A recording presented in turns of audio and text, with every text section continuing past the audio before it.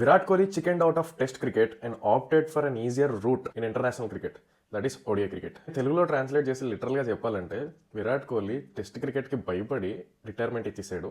So one day international cricket easy కాబట్టి one day international ఆడతాడు. ఇది నేను అంటున్న మాట కాదు, సంజయ్ మాంజరే గారు అంటున్నాడు. సచిన్ టెండూల్కర్, రాహుల్ ద్రావిడ్, వివిఎస్ లక్ష్మణ్ ఇలాంటి లెజెండ్స్ తర్వాత ఆల్మోస్ట్ టెస్ట్ క్రికెట్ ఇంకా ఎండ్ అయిపోతున్న టైంకి టెస్ట్ క్రికెట్లో ఒక ఫైర్ తెచ్చి, ఒక బ్రాండ్ తెచ్చి, ఒక బ్రాండ్ అంబాసిడర్లా నుంచినదే విరాట్ కోహ్లీ. టెస్ట్ క్రికెట్కి ఎంత వాల్యూ ఇస్తాడు అని ఎగ్జాంపుల్ చెప్పాలంటే ఐపీఎల్ గెలిచిన తర్వాత, అంటే after 18 years, after all that trauma అని చెప్పొచ్చు, after all that trauma IPL గెలిచిన తర్వాత టెస్ట్ క్రికెట్ గురించి మాట్లాడాడు.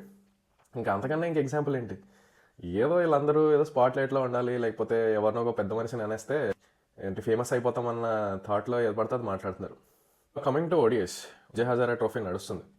అందులో almost 100 matches, above 100 matches, like 112 మ్యాచెస్లో 108 centuries ఏమో స్కోర్ చేశారు. స్కోర్ చేసినందుకు ఆనందపడాలా, లేకపోతే the competition between bat and ball అనేది తగ్గిపోతుందని బాధపడాలా, నాకైతే అర్థం కావట్లేదు. ఏ ఫార్మాట్ అన్నా కాంపిటీషన్ సరిగ్గా ఉంటేనే సర్వైవ్ అవుతుంది. ఓడిఐ క్రికెట్ ఇంటర్నేషనల్లో సర్వైవ్ అవుతుందంటే విరాట్ కోహ్లీ అండ్ రోహిత్ శర్మ వల్లే, ఇండియన్స్ వల్లే.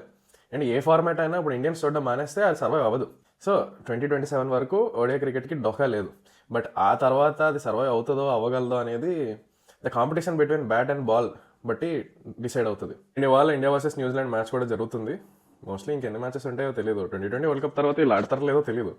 So we need to enjoy them while they lasted.